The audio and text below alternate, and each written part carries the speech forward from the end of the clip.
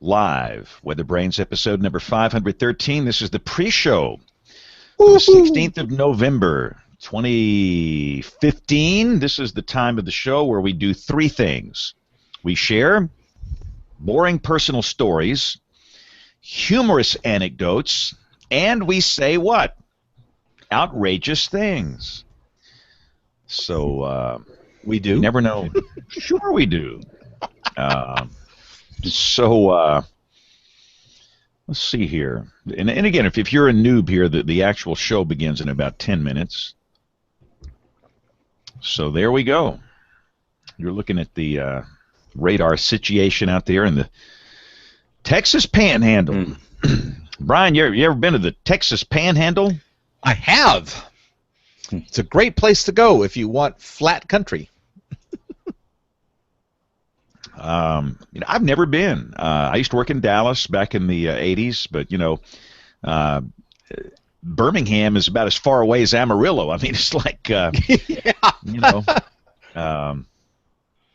but anyway, there's a pretty nasty, little severe weather tornado event out there tonight, Which as advertised. Which is taking two of our members, our gang. Yeah, so we got Kevin Selly in Wichita Falls and Rick Smith in Oklahoma City that are kind of in the action, or they will be soon. So they're out. But our East Coast correspondents should be here. Aubrey and Dr. John and Nate. So guess what I got to do tomorrow? My annual physical. Oh, give blood! So you guys ever have an annual physical? Yes. Mm-hmm. I have one every year. You should too, because you're over 50. It's magical. So they do a memory test. So they'll just say these random things, and about 10 minutes later, do you remember what I just said 10 minutes ago? No, I mean I wasn't paying attention. Men don't pay attention. I was going to say. It's not my memory. It's just guys. We don't listen. And then of course they check your prostate. Oh yes, when they snap the gloves. And the one thing I'll tell you, if they ever check that thing with both hands on your shoulders, you are in big trouble. Big trouble. Both hands on your shoulders. How do they do that? Bill, you'll get that later when Bill will get that later when he gets off his cold meds.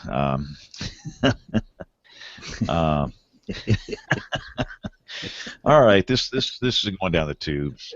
No, so I've got to do this physical. I got to be down there like 7:30. Oh, I got to go speak to a senior adult group.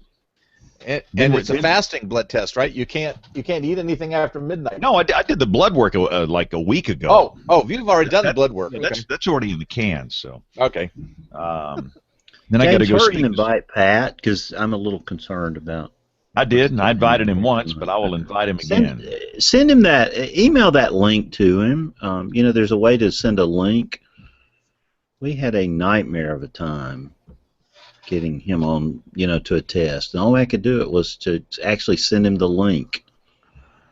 Okay, I can do that because there is a link to the event page, right? Well, I got links. When you click on inviting people to the Hangout, it gives you the opportunity to send them the actual link to the show itself. And I was able to do that, but I could not get him invited any other way. Send the permanent link, right? Yeah. Okay. He'll be do looking that. for that. It took 45 minutes, and the only way I could ever get him on the show was to send him a hard link. This is a Sue, isn't it? How come the smartest guys can't figure this thing out? Well, he was on show 206 or something back in ancient days, long before we even heard of Google+.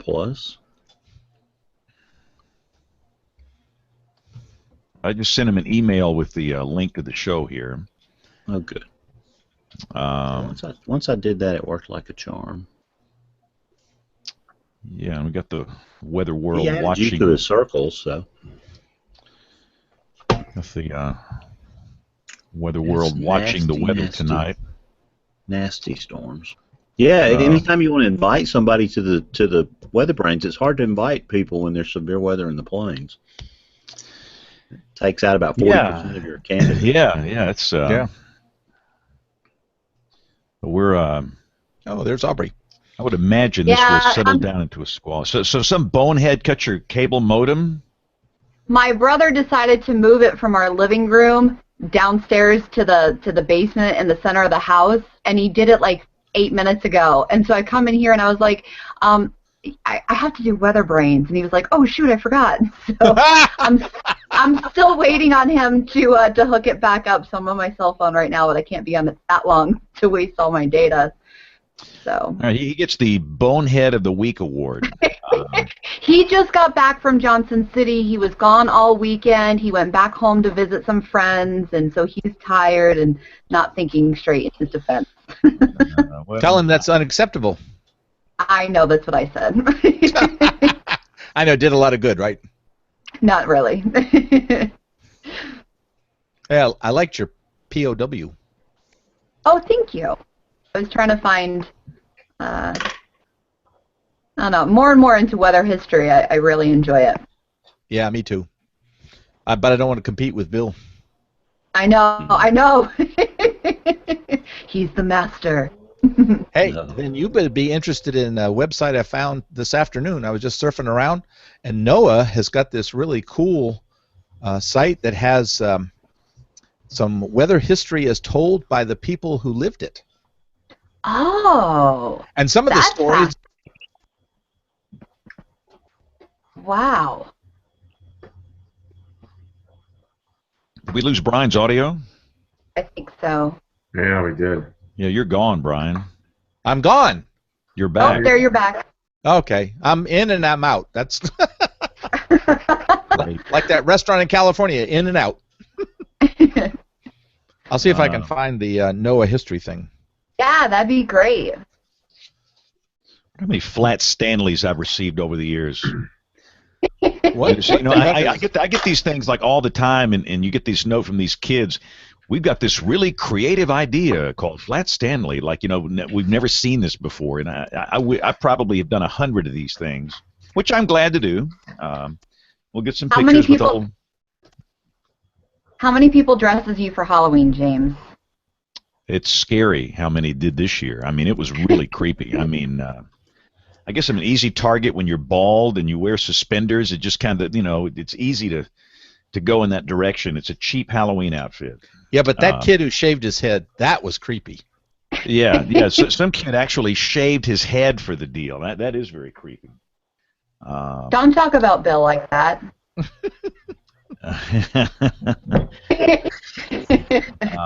So I'm going to be on this Good Morning America marathon Wednesday. Oh. What are you doing on there? They're doing a 40-hour marathon for their 40th anniversary. They're going on the 40 hours straight. And I'm going to be nice. I've decided I'm going to get sleep. I'm going to be kind and courteous and love on everything and everybody. What time are you going to be on? I want to say it's like 2 o'clock Central Time Wednesday. Morning? No, p.m. Yeah, that would be the ultimate slot for me. That's where they typically put me. But no, I'll be on with Ginger, and we're going to have some fun. Do you have to go to New York to do it, James? No. We're doing it here. Goodness, no. And like Leo Laporte is going to be on there with Becky Worley, and there's all kind of interesting characters will be on the thing. But we're going to have some fun, and I told her I'm going to be nice and courteous and kind and not cranky, and I'm going to love on everything and everybody. So it will be nice. So that'll be Wednesday. Goodness, Wednesday's a busy day, man. I got so many things going on this week. We got Toys for Tots. We're doing that. We're kicking that thing off tomorrow. I wouldn't know. Well, you've never been in Toys for Tots promos, have you? No, but I've been into Toys for Tots events with you. So I took the van, and the question is, I saw the van, the Jeep, whatever you call it. How many Twix bars did you eat, Brian? We argued about this. So I got in the weather chase vehicle. 3. There were like so many Twix wrappers in there, we couldn't get in. I mean, it was like we had to get a wetback to get the Twix bar wrappers out of there. I mean, Brian was sucking those things down. You're exaggerating. Hey, Pat, can you hear us? Yes, sir. Can you hear me? Oh, man, we're good. Hey, we are awesome. We are on television. This is great. So we can start the show on time. So let's roll. Welcome to our cable television viewers. Glad you're with us. It's Monday night. It's 8:30 Central. You know what time it is. We're about to start WeatherBrains. If you've never seen this before on the television side, we do about a 90-minute show every Monday night about weather. This is for weather geeks, dweebs, nerds, and dorks. And hopefully you fall in that category. There's a lot of weather to talk about tonight. A lot of things are going on here. So let me get some audio recorders turned on. And once we do that, we can start the show. All right, here we go. In 5, 4, 3, 2, 1. WeatherBrains! Time for the weekly show that is all about the weather. WeatherBrains, episode number 513 for the 16th of November, 2015. Hard to believe it. Next week is Thanksgiving week. Goodness gracious, where did the time go? Hey, thanks for joining us. We've actually got a busy weather night tonight. We have a severe weather outbreak in progress over parts of the Texas Panhandle, the Western Plains, and accordingly, that's got 2 of our folks out, obviously. Kevin Selle, who is chief meteorologist for KFDX in Wichita Falls, Texas, is working weather. And Rick Smith, the warning coordination meteorologist for the National Weather Service in Norman, Oklahoma, is out working weather. But all of our East Coast correspondents are here, including Dr. John Scala. Dr. John, I felt your pain after that Detroit Lions game. I felt for you. I hurt for you. And you are muted, Dr. John. Dr. John is so hurt he's muted his mic. I don't want you to hear what I'm saying. Yeah, I thought they were going to pull it out at the end. I thought they had it. It's ugly. It is. Right now, I want to fire the offensive coordinator. I want to do all kinds of things. It's terrible. We can do that on this show. I mean, we can just air it all out. Yeah, I guess we could. Yeah, well, sure we could. But, you know, I mean, goodness, it was a home game for the Pack, and they lost to the Lions. Well, it's been 4 presidents since they lost to the Lions. That's how bad that was. 4 presidents. There's nowhere to go but up from here, John, so look at it that way. So, all right, I'll be optimistic then. How's the weather in Lancaster, Pennsylvania? It was gorgeous. Gorgeous today. You know, we're underneath the ridge that's in between this amplifying trough that you just talked about in the southern plains, and I've been looking at some of these numbers. In fact, looking at the 500 millibar analysis from this morning and even last night to give you a sense of how deep this system is. SPC has got a great website, and I'll probably use this as my pick of the week. In fact, Bill's shaking his head. It's the sounding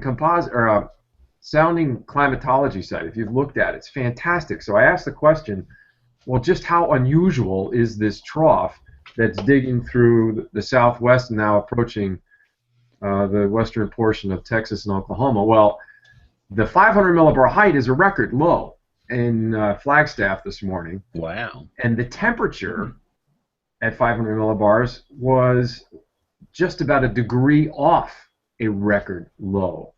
So that's how unusual this system is that's coming out of the southwest, and that's what's driving, you know, that fantastic left exit region, which is producing the severe weather. Mm-hmm.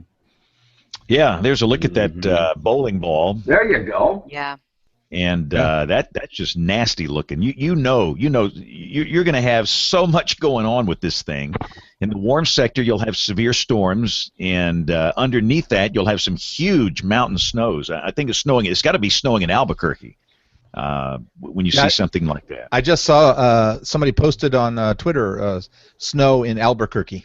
Yeah, no, I would believe that. And then in Denver's under a blizzard warning. It's always interesting to me to watch the contrast from Denver down to Trinidad, Colorado, which is in the far southeastern part of the state, where they've had a severe weather threat today. And then you look at Kansas, where you've got tornadoes in the warm side, and then Goodland is under a blizzard warning. I think Goodland's the blizzard warning capital of America sometimes. They get some great blizzards out there. But yeah, we'll talk more about the weather situation. It's very active tonight. Brian Peters is the internationally beloved meteorologist, the man that can suck down Twix bars at an alarming rate. Did you see the cookie they gave me too? Yes, I did. So I took one of the company vehicles today. I did a talk pretty far out of town, and Brian had it Saturday. And Brian, goodness, it was like there were chocolate milk cartons in there. There were crayon boxes. There were Twix bars. It was His unbelievable. nose is growing. Wow. So, but no, it was interesting. So I assume you had a nice time on your little visit Saturday. I did. I went down to Hale County, Sawyerville Fall Festival. Got to meet the guy running for district attorney. I thought that was a plus. So did he give you any campaign promises, like not to prosecute you if you get arrested for speeding or drunk driving down there? No, but he told me he would look out for Wi-Fi. me if I got arrested. Yeah, great. I didn't even take a computer. Aubrey Urbanowitz is now in full Technicolor and full bandwidth. She was on her phone earlier because some bonehead moved her cable modem. My poor brother decided, he got back in town today. He'd been out of town all weekend, and he decided to move our modem because we just swapped our living room and our dining room to make the flow better because both sets of parents are coming for Thanksgiving. So it's a whole big story. So he decided to move the modem down into the basement underneath the center of the house for better range, and he decides to do that at 9:15. Oh, boy. Yeah. So, and then you see no, Bear. you- You see you- Bear you- over my shoulder. Well, he did a great job of hooking. Look how clean that video looks and how Yeah. good the audio sounds. I mean, He's good. He works for Apple, so he has to be. okay, I was about to say, this guy apparently knows what he's doing because he got you I've got his- on. I've got his fancy headset on, so. Yeah, and it sounds good. The audio's fantastic. The video's fantastic. Wow. Lighting is good. So, goodness gracious. All right. Well, Bill Murray is feeling, shall we say, under the weather for WeatherBrains. Yeah, seriously under the weather, James. But I had to be here for this show tonight.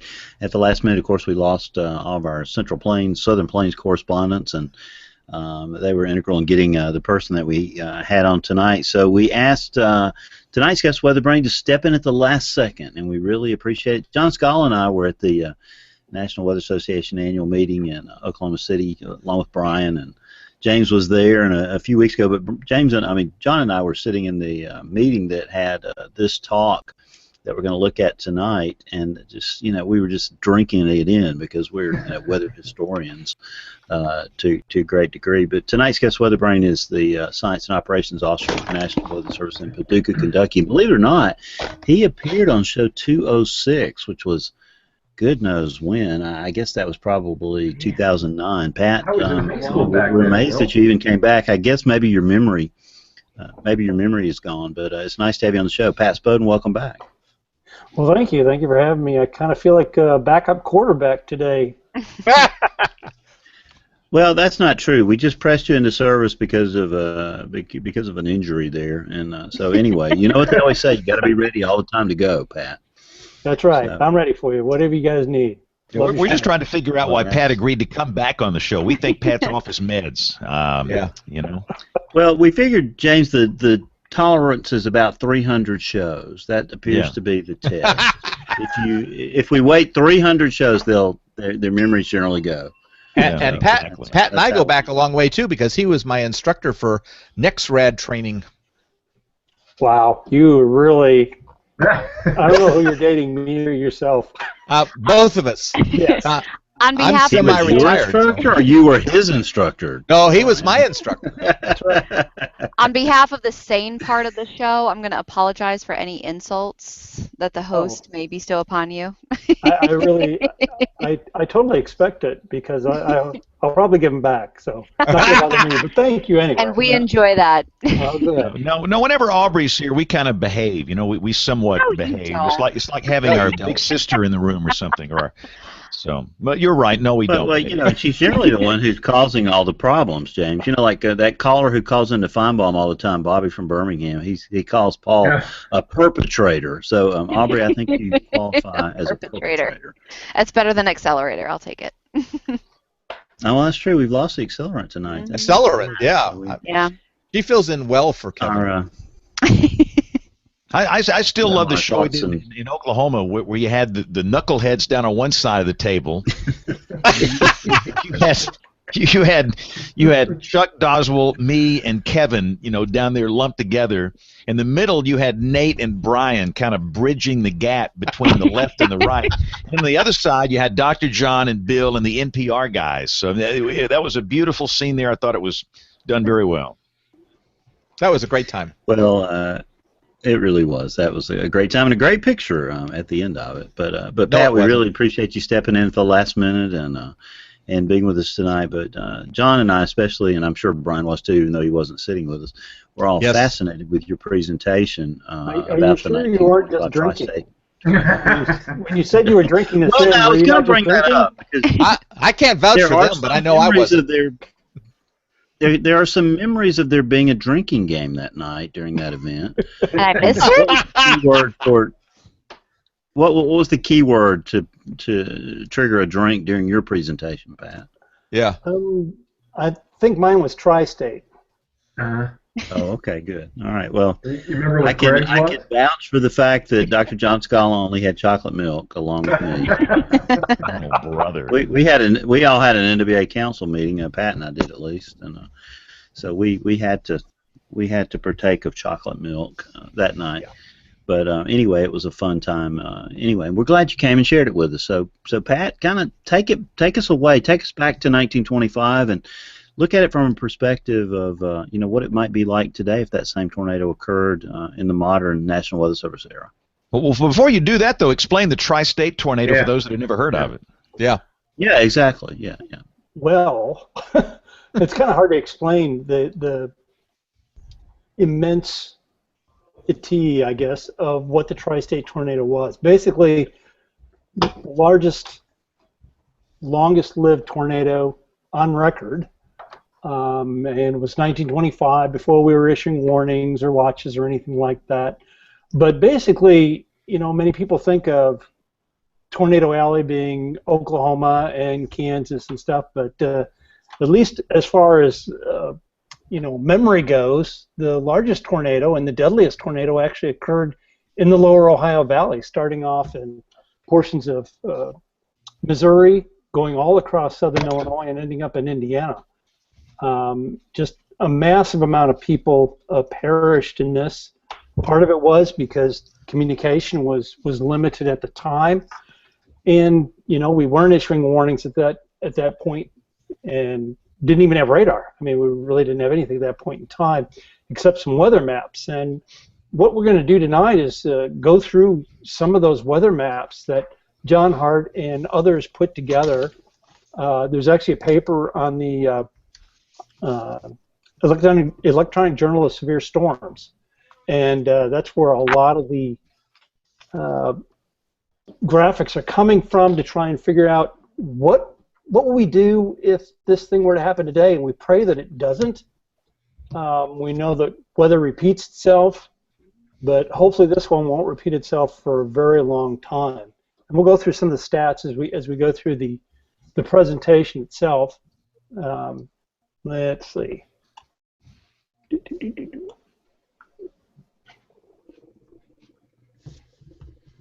Slideshow, that might be the one. Okay, hopefully everyone can see this again. I got great co-authors here, Christine Walgus and Ryan Presley from the forecast office here at Paducah. And Ryan's the one who put together the 1925 Tri-State Tornado website, which is off the Paducah website. And he just did a wonderful job of putting together not only maps and accounts, but a lot of people went up and they talked to people, survivors of this. And if you know Steve Piltz over in Tulsa, he's actually from Murfreesboro, Illinois, which was one of the hardest hit areas. And he talked to, of course, relatives and a lot of things that they talked about fit a big supercell. Just what they described visually fits everything that we know about what the supercells are. So, and of course, John Hart, being an excellent forecaster there at the Storm Prediction Center, I don't know if he's working tonight, but if he is, he's working hard out there. That's for sure. So we're looking at, do you want to call it the greatest tornado? I don't know if that's the right word, but deadliest. We all see this one and we think this is just going to be easy. It's so big, it's so massive. There are lots of other tornadoes on that particular day. But when you look at the forecasting aspect, it's really not as easy as you think it would be. So again, we didn't issue watches or warnings in 1925, and the Storm Prediction Center formed in the early 1950s. So we're going to try and just guess what we may have done or what they may have done during this type of situation. And there's been a lot of research. John Hart, Chuck Doswell, Bob Johns, the research that they've done to try and map out this tornado was amazing. I've talked to Bob Johns a few times about this, and he would go up into southern Illinois, which was his part of the track, and he'd go to local libraries and talk to people, and then next thing you know, he said he's driving around the countryside in somebody's car saying, oh, look at that, this is where the tornado was. And there's even parts of southern Illinois where you can go out and there's just stairs. Hey, Pat, let me interrupt real quick. Are you changing the slides? Because we're still seeing number 1. Oh, yeah, I am changing the slides. Okay, I think if you go full screen, we can't see that. We just see the, if you go out of full screen and just run it straight off that PowerPoint without playing the slideshow. There you go. Now it's changing. Yeah, okay. There we go. Okay. There we go. Well, anyway. See, you learn something new every day. There you go. There you go. I would probably do the same thing. I just don't think that the Hangouts can do a screen share when it's full screen, but we're seeing it fine now. Well, I tell you, Bill Murray is the patience of a wise man trying to get this running earlier tonight. So all kudos go to him to even have this going. So looking at the event itself, early in the morning on March the 18th, you got surface low there in portions of northeast Arkansas, and a warm front kind of laying across southern Illinois, southwest Indiana, western Kentucky. Really nothing extraordinary for March in this part of the country. Dew points in the 50s. We normally like to see dew points in the upper 50s, about 58 or so, or even higher for severe weather in our part of the country. Of course, very windy. That's typical of March even for our part of the country. Looking at the upper levels, probably a 60-knot wind moving over Arkansas, moving into the area. Now, because of low dew points, there wasn't a whole lot of instability, and of course what that is just not a whole lot of warm, moist air at the surface to rise up and to create the storms themselves. Anticipating, well, here's what John thought they would be doing, and of course others that wrote the paper, is looking at the data from the previous day going into the March 19th. You're looking at probably enhanced risk over portions of western Kentucky, extreme southern Illinois, southeast Missouri, going into southern Indiana, and then a slight risk that surrounds that. Notice they're not thinking about a moderate risk or a high risk, and you're saying to yourself, but this was just, a massive tornado. Why not? Well, one thing that people have always told me, and if you know your math, and going through calculus and stuff like that, that the weather is the delta. And so a lot of the bigger storms and things occur on what we call gradients, which are massive temperature changes, massive dew point changes over a very small part of the country, a very small area. And that's essentially what we think happened here. Now, on the day of the event, here we are, 6 a.m., March the 18th, looking at an overnight severe thunderstorm watch, probably going to be issued for portions of all around Springfield, Missouri, and northeast Oklahoma. southeast Kansas, parts of Arkansas. And then they put a moderate risk, or they think they would, over western Kentucky, portions of southern Illinois, and southwest Indiana. Mainly looking at the surface low coming out, moving up right along this gradient where you see the lines between the slight and the moderate. Very tight gradient there. Everything's close together, and about that's where the surface low is going to go. So keep moving on, and we start off. Here's your technical weather maps for all the weather geeks out there. Basically, severe thunderstorm watch issued for, again, portions of Missouri, Kansas. Surface low near Tulsa, expected to move northeast. Everything should be moving along quite nice. What they're concerned with is, you know, right near the surface low, is there going to be enough instability? Will we be able to pull this outflow boundary or warm front back northward? And, you know, of course, we did. Not we. I didn't do it. Did you guys do that? Brian did. It was Brian's fault. Did. Well, okay. That figures. So anyway, they figured that around noon, probably issue a tornado watch. There's the warm front cutting across just north of Paducah at this time. Looking at area of instability where you're getting that warm air down at the surface can rise up, produce the thunderstorms near the surface low itself. So these, now the thunderstorms are beginning to grow in south central Missouri. We're under a tornado watch, at least part of the area is. And here's a close look at what we think may have happened, pretty much putting it over the entire area of Paducah County and warning area, going up to about Mount Vernon, Illinois, over towards Evansville, down towards Madisonville, Kentucky, and down into the Boot Heel, Missouri. So again, the warm front here is very critical, and we've actually seen this several times since then. I mean, I've been working here now in Paducah for a little over 20 years, and some of our bigger events actually occur along the warm fronts rather than ahead of the cold front. It seems like the warm fronts are very dynamic, and so they have a lot of energy, and there's always a lot of energy anytime there's a boundary, cold front or a warm front energy, and as the storms either move into that area or move along it, they like to pull up that energy, and that gives them that extra boost they need to go ahead and produce the tornadoes themselves. Hey, Pat, can I interrupt for a sec? Absolutely.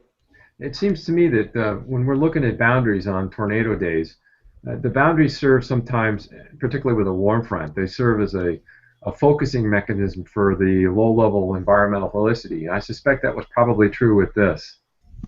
Yes, I think you're right. I think, again, the warm front plays a key role in this tornado, not only the ability for it to occur, but also to continue for such a long time. Said we've had several events back in the early 2000s. I believe it was 2002, we had an April event where we had a warm front move just north of Paducah and into southern Illinois, and we had supercells move across that, and it produced like 11 tornadoes in one night. Do you remember March 1st, 1997? 1997. Man, it's been so long. There were some similar setups. That was the Arkadelphia F4. Oh, yeah. In outside Little Rock. And some of the maps here that you have put together and the analysis just looks a lot like what happened in Arkansas that night, although a little bit further to the southwest, but the orientation is really similar. Yeah, it's now that you say Arkadelphia, that rings a bell in my mind. I've seen so many of these now that I tend to forget which one is which. Everything starts to look the same, but every now and then a day like that and a day like this one just stand out. And you're looking at all the thunderstorms and tornadoes that occurred on that particular night. And notice over here in portions of Kentucky, Tennessee, and even northern Alabama, you know, the significant outbreak of tornadoes. But yet the big one was way back here along with the surface low. So we had, again, a total of 747 fatalities. We had the one, what would be considered an F5 at this point in time, I'm sure, move across the area. 4 EF3s, 2 probably rated F4. So it was, by all means, an incredible afternoon and evening, and very unfortunate one. And you just kind of wonder, well, what would we do today? Well, the thought again, SPC probably would have issued enhanced risk for day 2, going to a moderate risk, issue the tornado watch. Local offices, of course, would just be going absolutely crazy at this point in time. And you wonder now, what would this be like with the social media world we live in today? I mean, could you guys imagine what...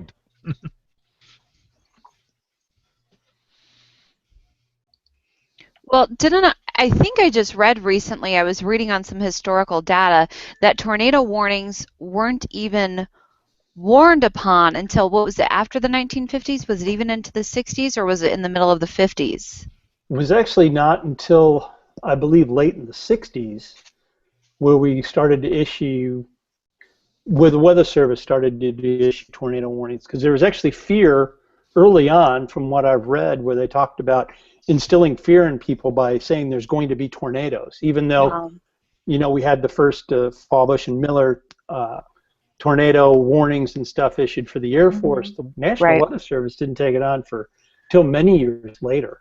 It might have been I think it was in the 60s, but I'm not an expert on that. So. Well, that's really surprising considering the success of that first tornado warning. Exactly, I thought that too. I think Pat's right, though. There was a lot of reluctance initially. Even with that success, there was a lot of reluctance that if you issued a tornado warning, you would put the population into panic, and that, people would get hurt with panic, running out and whatever. So I think there was a lot of concern about that. And now we just have people going out with video cameras, and there's no panic. Panic, yeah, I don't know. What panic? Yeah, I don't know. Yeah, it's you got to worry about a whole lot of other things, I guess now. So, what's interesting is I see it as more of a panic in, for example, my state in Virginia, where we don't see the frequency as opposed to the areas that do see the frequency. Yeah, there's probably, I think there's a difference in just the way that people look at the weather and how much they pay attention to it. Of course, in Oklahoma, I lived out there for a couple years, and it's, you live and breathe it, and it's not quite as strong here in West Kentucky, but it is strong. But I think, like you say, where you're not affected by this all the time, people tend to forget, and they tend not to think about it as much. I was out in Washington, D.C. many years ago. This is probably 20 years ago. There was a tornado out there that almost hit Reagan, the airport. And remember watching some of the TV coverage at that time, and it was you could tell how much they weren't used to something like that. Yeah. Versus in other areas where you're used to it, people act differently. But even in those areas, you go to Oklahoma and stuff, there's still a lot of things to be learned, and ways that we can educate people, hopefully correctly, as to what to do. I mean, there's still a lot of issues. You look at the El Reno tornado, and a lot of issues that one brought up. So anyway, let's go back a little bit to the tri-state tornado, what it would look like. Well, I took an image here of a classic supercell, assuming that's what it would be. And again, from the reports of people who saw it, they said to the north it was just black, and they could not really see much to the southwest. And then all of a sudden, the storm just came through and hit. So you figure the storm is the forward flank is just traveling right along the area. The red dots are all the locations where there was damage. And so here's the tornado, or the supercell thunderstorm producing the tornado. What would we have done? I mean, in looking at our abilities now, using our warning software called WarnGen, we'd probably be obviously issuing tornado warnings at this point. how much information we would have back. The population areas in southeast Missouri, there's a lot of woods out there. Sometimes you can get good reports. It all depends on the particular day and vantage point. It's also very hilly. You're on the edge of the Ozarks, so you can't always see everything as much as you want. We kind of joke around here, and we're doing storm spotting, and we're showing these pictures from tornadoes in the plains, and they say, well, what's the difference between the plains and here? Everybody goes, trees. So trees can be a big issue for trying to be a big spotter in and around our part of the country. So what we try and do is issue the tornado warning. We try to clip it so that we're not overlapping too much from one county into another, looking at things of trying not to overwarn people, giving them multiple tornado warnings at one time.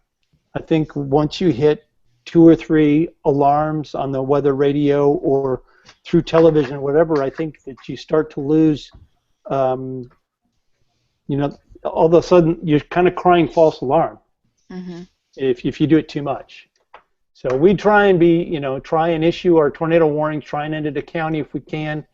And, at this point in time, maybe we'd be seeing debris. I would assume we would be. But would we have visual accounts? That's hard to say. You'd probably get the reports of what we get a lot of times at night. It says, well, I have damage. No one can see the actual tornado itself. So we just have to play along, so to speak. So let's follow this a little bit farther. Let's say at this time we know that there's a large tornado on the ground. We gave a tornado warning out up to the Mississippi River. Again, the red dots, those are all confirmed areas of damage. Of course, later on with the work that was done. And again, here's the address of where this map is. Again, it's off the Electronic Journal of Severe Storms. So we're moving along, and what would we do now? How would we handle this particular tornado warning? Again, be on the ground for a long period of time, probably issue a rather large tornado warning, but moving relatively quickly. I would assume this thing's probably moving it at 50 miles an hour or so, so it's moving quick. We'd start the warning right at the Mississippi River, try not to overwarn areas that already have a tornado warning out and extend it out probably into portions of Franklin and Williamson County. So here's Marion, Illinois, if you're familiar with that, and up here is Mount Vernon. Carbondale, Southern Illinois University is located down in this area, and up here is Murfreesboro. And this spring we had, of course, the 90th anniversary of the tri-state tornado, and we had a nice little seminar in Southern Illinois, and one of the speakers was Jim Razor, who's the local broadcast meteorologist at Channel 3 in Southern Illinois, and he's from the area, and he talked about Murfreesboro and how Murfreesboro never really recovered from this tornado. That prior to 1925, it was a booming town, and with manufacturing and just growing by leaps and bounds. But after this tornado came through, he seemed to suggest that, it just couldn't quite come back totally. I mean, Murfreesboro is a nice place and good place to live, and of course you can talk to Steve Piltz about that. But it's not a huge town. Maybe the tornado had something to do with that. I think it's an interesting thought. Mm-hmm. I have to say that's fascinating because I just did a piece on the 1985 flooding in West Virginia, marking 30 years, and one of the hardest hit towns was Petersburg, West Virginia, and it was kind of an agreement that Petersburg would not be the area it is today, the kind of booming little small, it's a small town in West Virginia, but it's a nice booming town. They have a lot to offer, and it wouldn't be as revitalized as it is now if it weren't for the flood in 1985 because of a lot of the revitalization projects that took place after the flood. Well, the only thing I can think about is, now, and I think probably in the 80s as well, as there's money to go back into these towns to rebuild. when there's issues, and the federal government's going to come in and the state probably and help. Whereas in 1925, were those types of resources available to these people to rebuild? Were you left on your own? You know, I don't know. I'd almost have to do a history on FEMA or something like that. Brian, do you know anything about that? Not really, not that broad. I do know the little town that I live in here in Alabama was actually a booming place and was struck by a tornado in 1933, which took out a major manufacturing facility, and because they had no insurance, the town basically just floundered after that. There was very little development because it came right up the main street. Give you an example, there were 3 churches in town. The tornado wiped out all 3. Wow. And plus the manufacturing facility. So I think the weather probably does play a role, or at least played a role, in the development of a lot of communities, and mine being one of them, and the one that Aubrey just talked about. I think it does play a role, and could have in Murfreesboro too. Mm-hmm. It's a fascinating contrast. Yes. Yeah, it's interesting because on a small scale, and I've done a lot of research on the 1932 tornado outbreak in Alabama, and there was no helping hand, so to speak, as we're talking about here. Back in those days, the Red Cross was really in its infancy and was just starting to help, but there were no federal grants or state assistance or anything like that. It literally was a situation where you depended on your neighbors. If your barn was knocked down or your house was destroyed, you'd probably had it back by the following weekend if you had a good set of friends. Yeah. But you're probably right. It just didn't help. And the other thing, Pat, comment on this to me. We have so much weather information today. So watching what you're talking about tonight is just fascinating.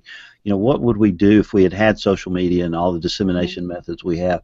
It seems like to me, though, we've traded some weather savviness for weather information. So I think people were more weather savvy, at least in Alabama and the Deep South back then. I don't know if that's a national trend. I'm sure it was in the Plains, but they knew more about the weather then than they do now. They may know more about what's going on with the forecast today, but they know less about what's going on with the weather in a lot of ways.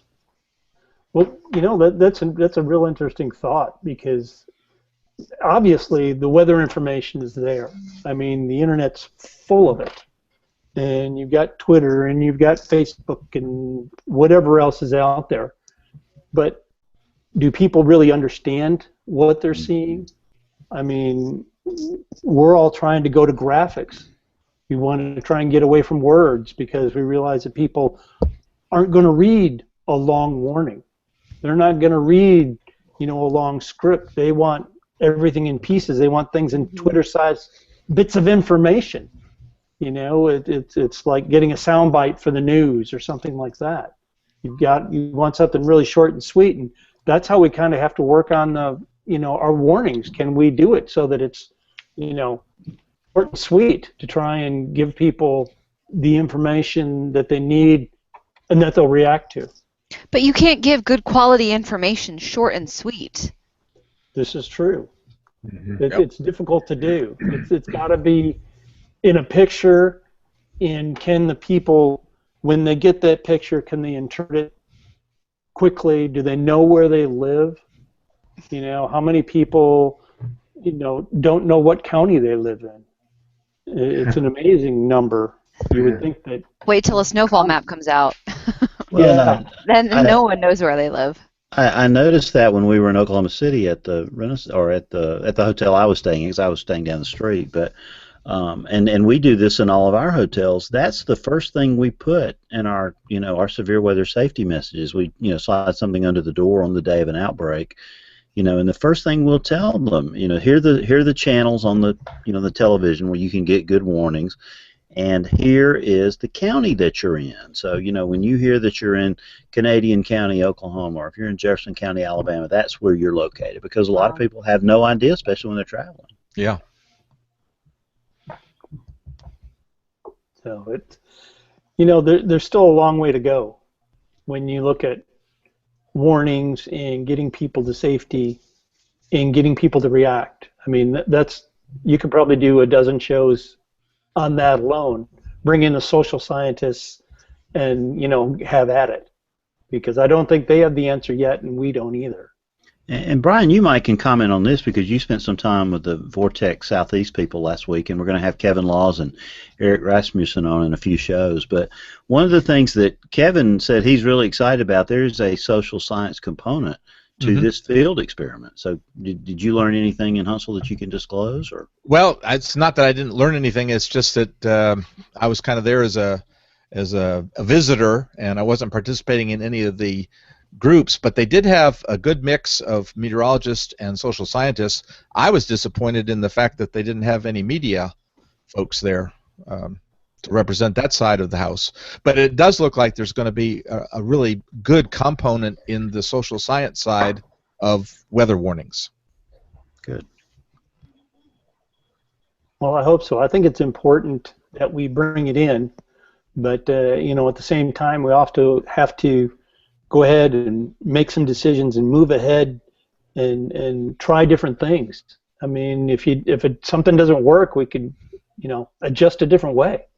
There's nothing saying that the first way you move in whatever direction it is that it's perfect. I mean, rarely is that going to be the way. So sometimes you got to move ahead, but you know, take the best information you have and start moving. So. But anyway, let's get back here. Otherwise, I'm sure you guys are getting bored of this by now. So we're never bored by things like this. Oh, you're so kind. Love it. So going back to the warning that we would issue for portions of southern Illinois, assuming that we know what's going on, we probably have a tremendous debris signature by now using the dual pole radar, and we're learning more and more about that all the time. But would you? You know, the tornado emergency. Pat, would you? It's covering an awful lot of rural farmland. Would you have much debris signature? Well, it's in March, so in some areas, yes, coming out of southeast Missouri, and I think even into Jackson County, where Murfreesboro is, there's still a lot of woods there. So you'd probably be able to pick up some leaves and debris like that. But once it got a little bit farther to the northeast, it definitely is more in farmland. It changes quite rapidly as you move past Interstate 57 between Marion and Mount Vernon. It definitely goes into farmland. You may not get a whole lot of debris. Yeah. And will you be able to lift it that high? And so, you know, we say we'd issue a tornado emergency, and I was talking with Mike Hudson from Central Region Headquarters. I said, how exactly would you handle this? Because it's, you know, you have this large rural area, and everyone needs to be covered by this and know what's going on. So would we continue to issue a tornado emergency all across southern Illinois and into southwest Indiana as we have reports of a large tornado on the ground? Now, James, I know when you spoke at Oklahoma City, you were adamant, you know, that it's very important not to exclude the rural people, and that this is not just for large cities. Right. Yeah, I've had a problem with that for years. I just feel as though people that live in rural areas are discriminated against, and TV stations don't cover them well, and sometimes I just get the feeling, even within the government and every EMs, I mean, it's just like we just kind of ignore them. So that's very important to me. Yeah, I think in this particular situation where you know something's big, it's been going on for, you know, probably a good 45 minutes to an hour already. But we've had one or two of those situations in the past 20 years here where, you know, you just go and worry about any consequences later. You say, this is a tornado emergency. It is a big tornado, and if it hits anything, it's probably going to destroy it. You know, you have to be able to be in your safe place. There's not a whole lot of basements in this part of the country. So, you know, do you have a shelter? Do you have a place to go? Are you in, you know, the inner room of your home? And those are things that you know, you really need to be concerned with. I mean, I purchased a shelter for my garage here, mainly at my wife's insistence, because she said, well, a big tornado comes, you're not going to be here. And that's the truth. Good point. You know, probably be at work, but she's she's super smart. She's a meteorologist too by trade, so she knows what to look for. Mm-hmm. I'm not too worried about her. She can handle herself. So, again, how would we handle the warnings today with multiple workstations? Now we can see the radar in so many different places. We would try to have a group of forecasters probably just working on that storm itself. That's the big one. We can focus on that. Of course, you'd have some oohing and on going on, I'm sure, but you'd have at least 2 forecasters, if not more, just watching this, progressing along with it, making sure that we can issue warnings with lead times. We would have, one of the things we really try to do in situations like this is call the upstream emergency managers. Even though you're issuing tornado warnings and you're saying tornado emergency and there's a tornado on the ground, sometimes nothing beats a phone call. And we've been able to do this in a couple different events. Of course, you can't do it for all of them. But for something like this, I think we would definitely be way upstream saying, hey, if this thing holds together, watch out. Be ready. Set your siren. Do whatever you need to do. But make sure everybody knows. And working with NWS Chat, you'd be real close with the emergency managers and media. Mm-hmm. And, we'd probably have 2 forecasters just doing social media. When you're looking at, Twitter and Facebook, and they'll be looking at GR Analyst, and they'll be looking at, maybe even email, whatever we can get our hands on. And I brought up the question at Oklahoma City. I said, would this break the internet? Mm-hmm. You wonder. It might.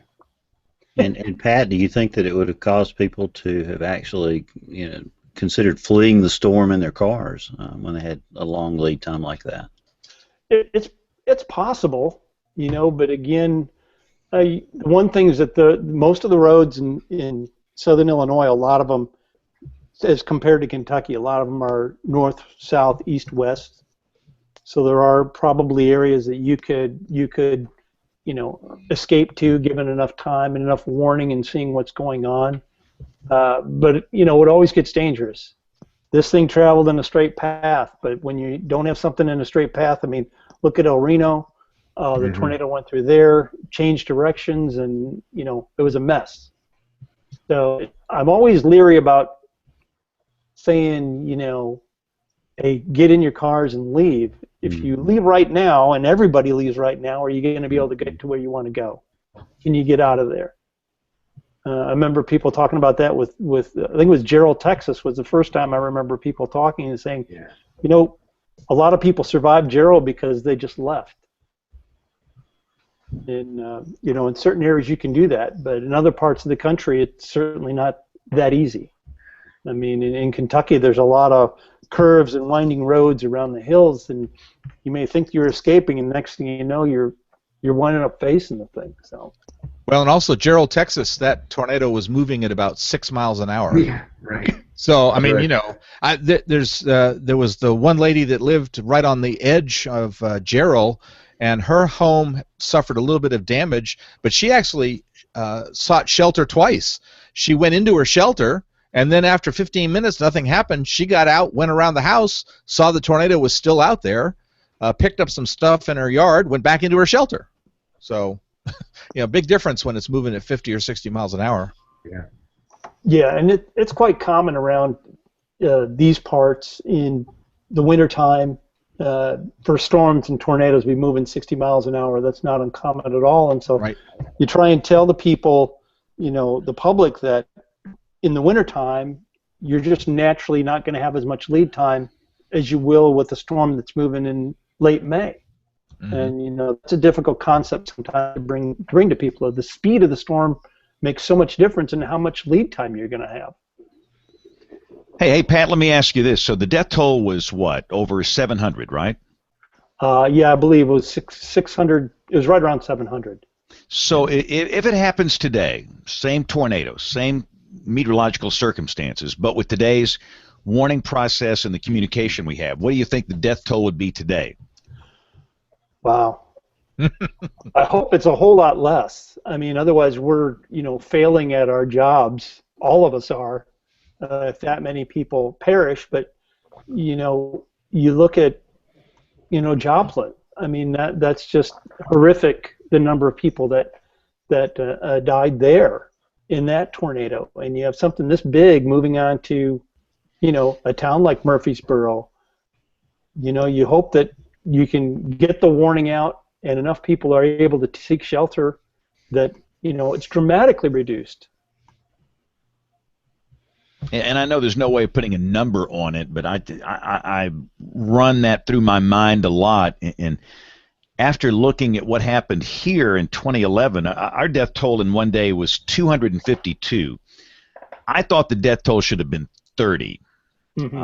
Because in 30 cases, people did the right thing. They did everything right, and it was just their day. But 222 of those people ought to be listening to the show right now and be on here with us. And I know you'll never be able to put a number on that, but it would be interesting to study all those deaths, and this would take years to do that. But 690 or whatever, how do they die? Do they have any idea this was going to happen? And I would assume most of them didn't. It just came out of nowhere for them. Yeah, I would have to agree. I don't think most of them knew anything that was, it's storming. We've seen storms before, and some of the things they talked about in the southeast outbreak was, well, the tornado's not going to move over this hill. It never has before.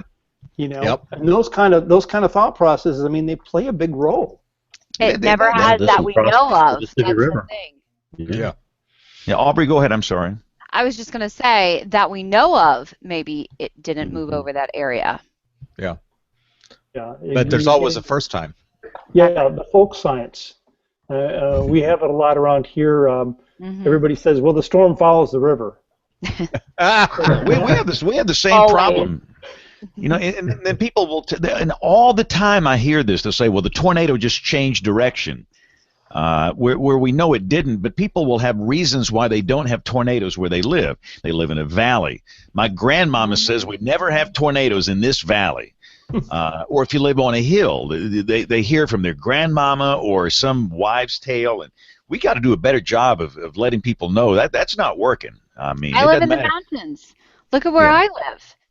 People say, oh, the mountains break up any storm. The mountains don't break up any storm. There have been tornadoes that have moved over the Blue Ridge and eventually dissipated on the other side. But the tornadoes have gone along the Blue Ridge, along the mountains, along the base of the mountains. So it's a lot of folklore that the tornado doesn't move over this specific area. And that partially comes from the fact that people would like to think that it's not going to happen here. Yeah. I think you're right. Yeah. Because, I mean, I hope I don't get hit by one, but, I'm a realist enough, I think, to know that there's a possibility, and so I try to prepare for it. But a lot of people, I think, just think it's not going to happen to me, so I don't need to prepare. Fujita mapped a tornado that crossed, I think, in Montana at 12,000 feet. Wow. So I think we could dispel that wives' tale. Well, haven't there been several, like on Pikes Peak also? Pikes Peak, wow. I don't know. I remember seeing pictures of, I think, 2 of them. I know out in Utah where at 10,000 feet they've documented them. Yeah. Well, on this date yesterday, November 15th, 1989, there was an EF4 tornado in Huntsville, Alabama, and Brian, you might know the altitude of Montesano Mountain. I want to say it's 1,500 feet. I think you're right. I think it's somewhere around that. Yeah, it's about 1,500 feet. It's the foothills of the Appalachians, and that thing went up and down that ridge like Elmer's glue was holding it down. And if you had this, theory, well, I live in a valley and tornadoes always skip over me, or I live on the top of a ridge and they always happen in the valley. It doesn't matter. It doesn't matter for those strong, violent tornadoes. They're very steady state. They don't skip around. They don't, make U-turns, and it just doesn't work that way. Yet people have that in their mind, and we've got to do a better job of convincing them otherwise. And I guess bringing up case studies is the best thing to do. No, I have to agree. And one of the longest track tornadoes in Virginia, here in the Shenandoah Valley, I've never seen anything historically stronger than an EF2. And in 2011, during the outbreak that hit our area between about midnight and 4 a.m., this is in the Shenandoah Valley, an area that does not see tornadoes very often. We're talking on average 1 every 8 to 10 years. We had 5 in our area. One moved 33 miles. Over, it formed in a small area at the base of a ridge, moved over that ridge, along that ridge, and then down into a field. And it completely went up and over this ridge, an EF2 tornado. 33 miles in the Shenandoah Valley. On average, our tornadoes are between 1 and 4 miles, maybe. So that's something that I frequently bring up when I do talks, that this was an incredible tornado in the middle of the night in the mountains. Yep. By the way, one of our listeners says there was a twister on Pikes Peak on July 19th, 2013, just a couple of years ago. I think that was the picture that I saw, yeah. Yep. Well, I'll tell you what, let's do this while we got a lull here. We're going to take a quick break for Professor Peters. We have Tony Rice in the Astronomy Report. Got a lot of weather going on. We'll come back and talk about the blizzard warnings and the tornado outbreak that's going on now. We've got to email, we got picks of the week, and much more as WeatherBrains rolls along. WeatherBrains 101 with Professor Peters. Let's take a look at another big contributor to the field of meteorology, but a contributor who was a pilot and not a meteorologist. Joseph B. Duckworth was born in Savannah, Georgia on September the 8th, 1902. Duckworth was a colonel in the United States Air Force and was regarded as the father of modern instrument flight. He is also noted in record books as being the first person to purposely fly through the eye of a hurricane. Duckworth enlisted in the United States Army Air Corps as a flying cadet in 1927 and received his wings and reserve commission at Kelly Field, Texas in 1928. After graduation, he flew for Ford Motor Company, Curtiss-Wright Flying Service, and Eastern Airlines. During this time, he developed his knowledge of instrument flight while obtaining a law degree from the University of Miami. In late 1940, Duckworth was called to active duty with the rank of major and promoted to lieutenant colonel soon after World War II began.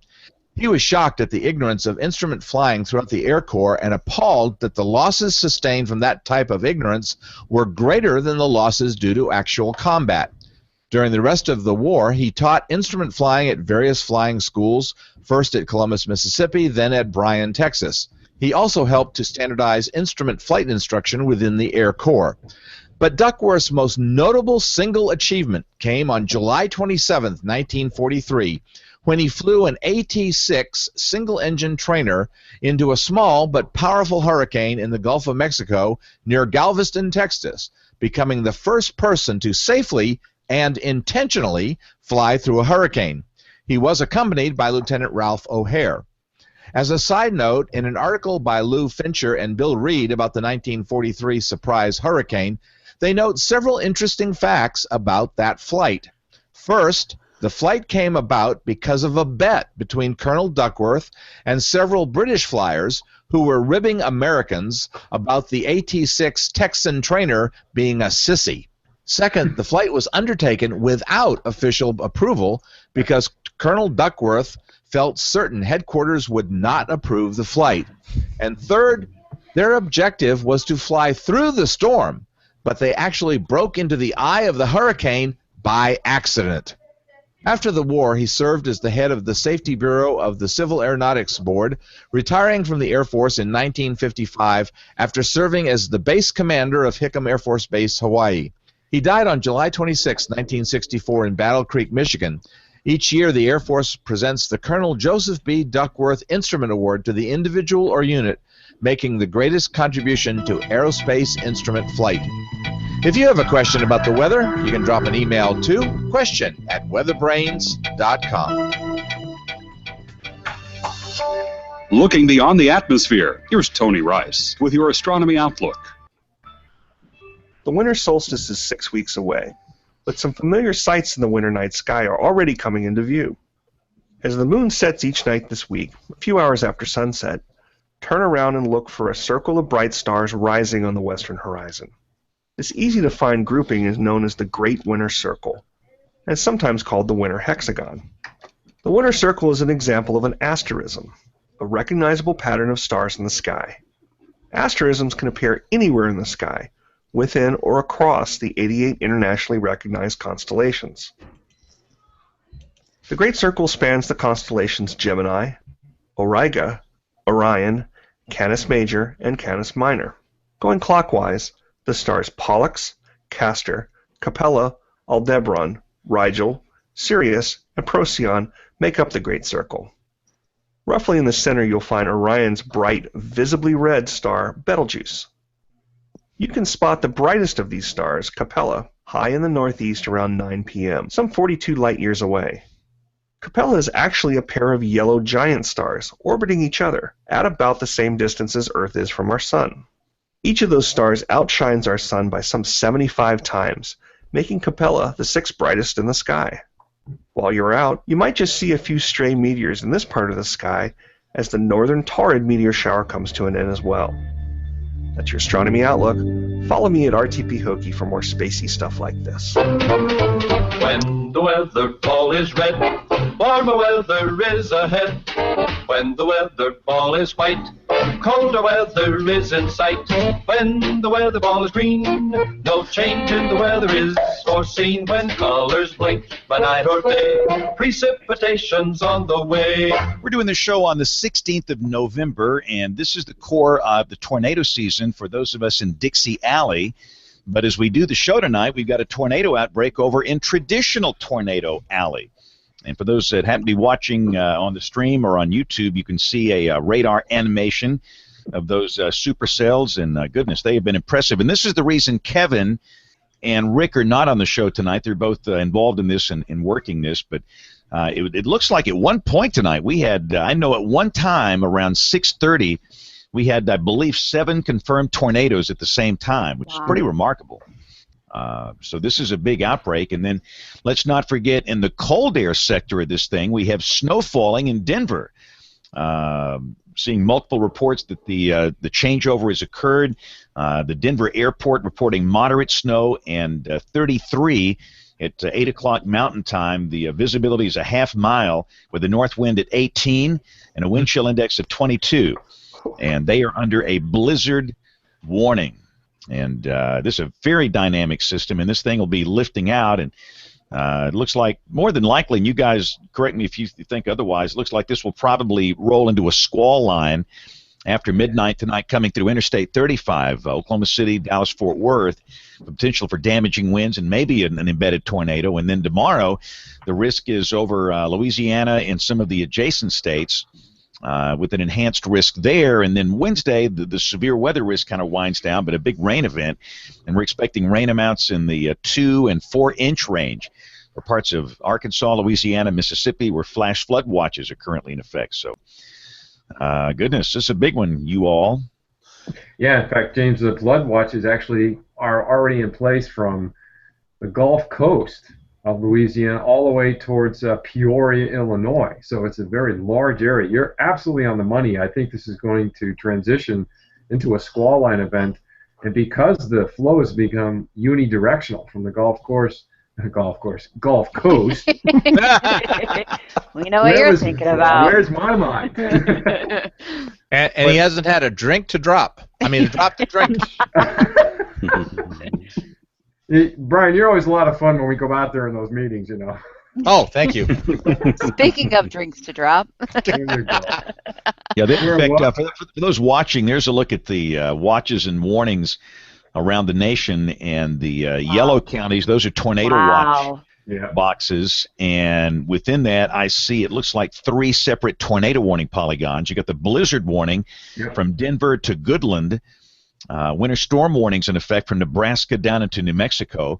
You've got high wind warnings for the high plains, the Dakotas and Montana, and then flash flood watches from Louisiana up into central Illinois. So this is a big, bad November storm here. Look at all the flood watches. Wow. Yeah, as I was saying, this flow is going to become unidirectional. So you're going to be looking at training of cells tomorrow as that moist air coming in from the Gulf. We call these moisture surges, and this is so typical of a late season severe. They're always categorized by this open flow from the Gulf. Mm-hmm. Yeah, in our area, we're looking for 3 to 5 inches probably over southeast Missouri, and then probably more of 2 inches over western Kentucky. So we're just being prepared. We don't think we'll have major issues with that amount of rain, but it's coming in 2 surges, like John said. We've got a surge coming tonight, probably a break tomorrow, and then tomorrow night another heavy rain event coming through. So, Hey, if Pat, it what's comes the in 2 extent of surges, your we might be CWA? okay. Pat, how far does your CWA extend? West? Westward, we go over to just the other side of Poplar Bluff, Missouri, not quite to West Plains, so it includes what we call Ripley and Carter counties. And we go as far north as Mount Vernon, Illinois, as far northeast past Evansville and over towards Hopkinsville. And then we cut off along the borders of Arkansas and Tennessee. Hey, Pat, so since we're gonna put you on the hot seat here. What's the winter gonna be like? I'm thinking cold in most parts of the country. Wow. And then it warms up towards spring. Oh boy! With some snow in between, right? Yeah, just somewhere. Just like it's dark at night with scattered light in the morning. Yeah. I love that. You can't go wrong. You can't go wrong. That's true. And if you're wrong, you don't need to worry about that one. That's right. You get information like that only on this show. So let's move along here. Let's see if Aubrey's going to dive into the good old email inbox for us. Letters. We get letters. We get stacks and stacks of letters. And we have no letters. What? We have no letters. No Everybody letters. gave up.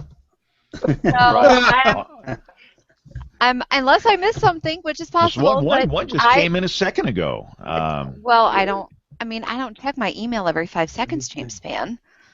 Oh, come on. You got to have an email tab open there. I don't even. Well, I close it because it makes noise. Oh, Chris White. Love Chris White from Virginia. I don't even get the email on my phone on the weekends. I tell my boss, if you need to get a hold of me, you call or text because I do not check my email on the weekends. An email on the weekend. She will not answer. We learned that. Okay. Regarding tornadoes in the mountains, attached is Catherine Provich. Is it Provich? Provich with a. We know Catherine. She's been on the show. Yes. That's close enough. Okay. Prosive. Yeah. Prosive. Okay. And I apologize, Catherine. Sorry. Attached is her master's thesis summarizing her research while a grad student at Virginia Tech. And I've seen, we'll see if this is the one that I've seen, tornadoes. This is a 95-page document, by the way. If you can read this, you're the speed reading champion of the world. And Chris White hails from Roanoke, another very mountainous part of Virginia. Yeah, it is definitely very. Oh, I'm gonna have to sit down and read this one night. Well, look at the abstract. I mean, it right off the top, that tornadoes cannot occur in mountains due to disruptive influences of the complex terrain is a common misperception. Absolutely. Multiple tornadoes occur each year in mountainous environments, including the Appalachian Mountains. And again, that's a very interesting paper. We ought to put that up. Again, it's a long one, but it's a good one. And of course, the people that need to read it probably won't read it. But, right. It's because it's more than a headline. Right. And I agree. People do live in this 140-character world. And I will admit I'm guilty. I mean, if I get an email with like 8 paragraphs, it gets bumped down and I'll read it later. But if it's a short one, I'll latch onto that. But that is a great piece of work, and hopefully we'll put a link up. But Aubrey is back on duty after she was gone for a while, but she's back. So get back on the email train. Send us an email. It's email@weatherbrains.com. But let's go around and do picks of the week. And I want to stay ahead of the game here. If we have some time at the end, we'll go back and ask these questions about the tri-state tornado that you guys are asking here in the chat room. But this is where we share picks that are weather related. This can be a website, hardware, weather instruments, books, anything remotely related to weather. So my pick, it's this website called pivotalweather.com, and I want to ask you, who's behind this? Do you guys know? Don't know. Don't know. Like the site. It is a very interesting site. It's kind of in the genre of Weather Bell, wow. Ryan Maui's site. In fact, I'll do a screen share for those that happen to be watching on video. And there's no paywall here. And understand, you've got some pretty remarkable data in here. And the question I have is does a paywall go up for this thing later? This, and again, Ryan's site is excellent. And I recommend WeatherBelt model data to everybody. It is worth every dime what I pay for that. But this thing is free, and I just would love to know who's behind this. It's like mysterious. Nobody seems to know. But it's called pivotalweather.com, and I bet you whoever's behind it will hear us talking about them, and maybe they'll come on the show. So that's my pick of the week. Aubrey, what's your pick? My pick is from the NWS in Birmingham about the secondary tornado season in November, which a lot of people kind of disregard. But again, we're seeing kind of the outbreak tonight, but it's also a little bit farther to the west than it typically should be this time of the year. So Birmingham, Alabama, some great stats on that. Yeah, our really many years, our biggest season is November, December. And what I don't understand, it just seems like people are caught off guard every time we have a tornado around Thanksgiving or Christmas. And what we have had, and I've been doing this 37 years, and we just have them a lot this time of the year. So it is not an anomaly for us. It might be for those areas getting it tonight back in traditional tornado alley. But and again, all the links will be up on the website, weatherbrains.com. Bill Murray, you're still hanging in there. You're a trooper. Yes, I am. I figured if Pat could come on in short notice, I at least had to hang to the end with him. But, yeah, my pick of the week, James, is an AMS bookstore recent selection, An Observer's Guide to the Clouds and Weather. And it's basically written for the Northeast U.S., but it's written by some guys from Penn State. And I have to tell you, if you are a beginning meteorologist or someone who's just interested in the weather, there is still tremendous information in this book that I think you will glean a tremendous amount of knowledge from. So I recommend it highly. It's An Observer's Guide to the Clouds and Weather. And speaking of paywalls that go up later, and I don't think there's any better one in the country that deserved having a paywall, and that's Andrew Oldacre and the CMU AWIPS website. I don't know if you know, but Andrew just recently, because of escalating cost, put a paywall on his CMU AWIP site, and I was one of the first people to sign up to pay for that, because I tell you what, it's great.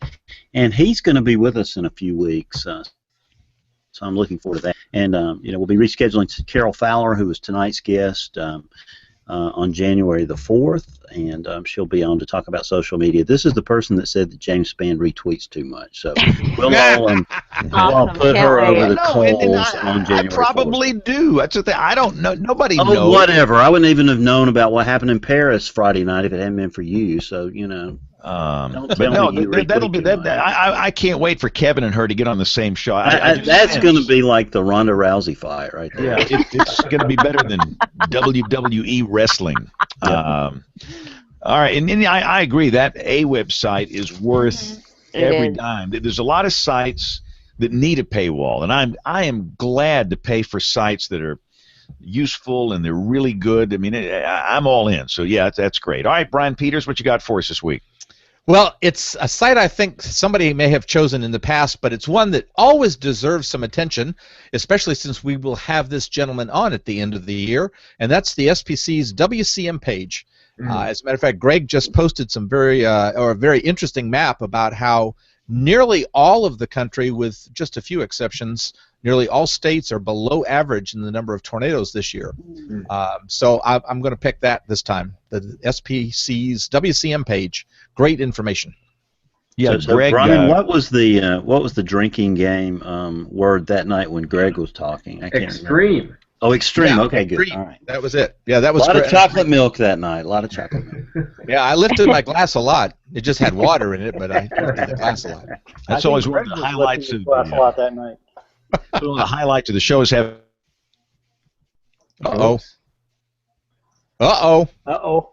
We lost James?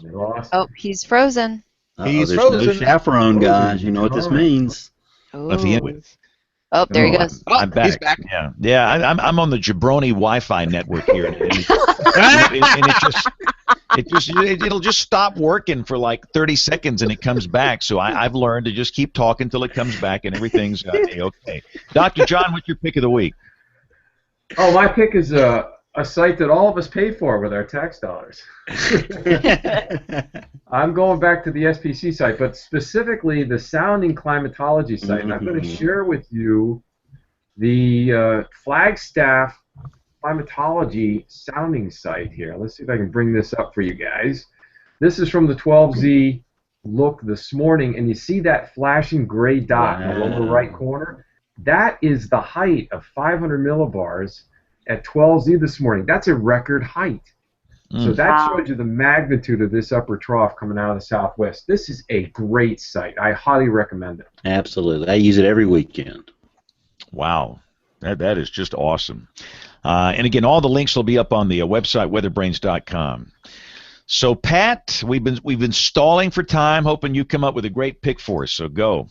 Well, actually, I'd have to go with a couple. One of them is again, going back to SPC, but going to the SREF site where he actually has a lot of plumes that he's really worked on and improved a lot over the past couple weeks. I mean, Greg just does wonderful work there. And the other one I'm gonna break on our own Ryan Presley. And if you want any information on the 1925 tornado, I think he's got it. You can't. It's already in the show notes. You can't pick it. All right. Well, I think the pick of the week would probably be just looking at the weather offices that are getting hit right now. I mean, Norman's sending out some tweets about tornado on the ground near May, Oklahoma. I think that's in the northwest. Multiple chaser reports, but tornado that was just about 13 minutes ago. So I would say the pick of the week is just being on top of the weather across the southern plains. Wow, and I just pulled up my radar scope, and I see one tornado warning now. Only one. Yeah, we're down to one. Just multiplied to 2 just while we were talking. Did it? Okay. Yeah, this whole thing's transitioning to a quasi-linear system. Yeah, it looks like it. Yep. So now John's a smart guy. So John, who turned squall line into quasi-linear convective? Why? Well, somebody published a paper that said that's more jazzy, than calling it a squall line. Bull hockey, not. I like there's a product on GR Analyst that I've never used continuously, or probably should use more, but normalized rotation. Do any of you guys look at that real hard? And maybe Pat can talk about it from a weather service standpoint. How important is that to the forecaster and the warning decision process? I think it's just beginning to be understood and utilized. I actually think that there's been some work over in up at St. Louis in that office there, looking at it in Springfield, and I think we're just beginning to learn the utility of it. And maybe one of the things that I've always found in weather, and whether you're looking at satellite or radar or whatever, it's the colors that you use and the scales that you use. It makes 100% difference. You're looking at, say, a grayscale water vapor image versus one that's colored, and what you can see. And it's the same thing on radar. When you're looking at, your typical red-green colors on velocity fields, and okay, it looks great in a supercell, but when you're in a quasi-linear convective system, oh, brother. It doesn't always work so good. And again, we're going to try and wrap up on time tonight because I have to obviously change clothes and go do some television. I'm probably the lead. I haven't even looked, but anytime there's storms within 1,000 miles, 2 billion people in there's 73 billion people in the path, and it is a monster storm that is unprecedented, and of course it struck without warning. That's what they say on the network news every night. By the way, I'll say this. I have an interesting session tomorrow. I will be speaking to an integrated weather team meeting in Kansas City. Looking forward to that. Of course, obviously, I'm doing it, via I was going to say, how are you going to do that in a physical all on the same day? I got a physical. I'm speaking to a senior adult group, then I've got a Kansas City IW team meeting. It's a busy day and a Toys for Tots promo shoot, but I'm looking forward to that. And let me just say this: I'll share a little secret here. Don't tell anybody. We're just talking between us people here. We had a little meeting in my market, and I got cranky at the NWA because we sit around and we talk and we say great things, and nothing ever happens. Or at least it rarely happens. So we got all the chief meteorologists in my market together in a private session at the Weather Service with the MIC of the local Weather Service and with the WCM of the local Weather Service, those 5 people. It was very good. It was very productive. I've seen markets where the relationships have deteriorated, where the TV people can't stand each other. They can't stand the Weather Service. The Weather Service really doesn't like them, but they can't say that because the Weather Service can't say things like that. And all these people are given different types of information. Their call to actions are different. The colors are different. And I just thought, let's just sit down and try and make some things happen here. So standardizing on map colors, standardizing on a call to action. So if you're watching whatever station in this market, you're going to get the same advice when there's a tornado. And I thought it was a very, very good meeting, and I'm very encouraged. And I'm hoping that, and that's what they're doing, by the way, in Kansas City tomorrow. And I'm hoping that this can kind of spread to these active weather markets all around the country. We're not the enemy, and yes, we're bitterly competitive in this business. It is a harsh business. Our job security depends on ratings, and this is not to say that you're not competitive. We are, but there's certain things where we've got to be on the same page to be successful in times of severe weather that's going to kill people. And this is not that hard. It's not brain surgery in terms of getting together and communicating and having a good cordial relationship with the desire of protecting life and property. So I was very encouraged at what happened here, and I'm hoping that that will spread to other markets. And anytime I'm asked to participate in a meeting like that, I'm in, because that's kind of where my heart is. So that was a good thing. Well, Bill, thanks for being with us. Glad you made it through your crud. Yes, thank you, Bill. And I was just looking at GR Earth here, and the amazing thing is when you turn the spotters on a night like tonight, and you got a couple of major supercells out there, it's so amazing to watch the spotters moving in advance of the storms. So I mean, they're literally 40, 50 spotters out there tonight on these cells in northern Oklahoma, and they're it's just amazing to watch them moving along the highways in real time. It's kind of cool. Yeah, I'll. Scary too. I'll put them on my map. See all those red dots? Mm-hmm. That's scary. And again, I've got a single site radar. This is the Dodge City radar, so you can't see the storms that extend down into the rest of the Texas Panhandle there in the South Plains. But look at all the red dots around those two tornado-warned storms. That's crazy. I mean, you got this bonehead right here has got a problem. I don't know who that one is, but there's 2 of them right there. He's in the bear's cage. yeah, that's not a good place to be. And in the dark too. Yeah. This is horribly scary because our friends in the Great Plains are used to these tornadoes that you can see at great distances. They're LP supercells.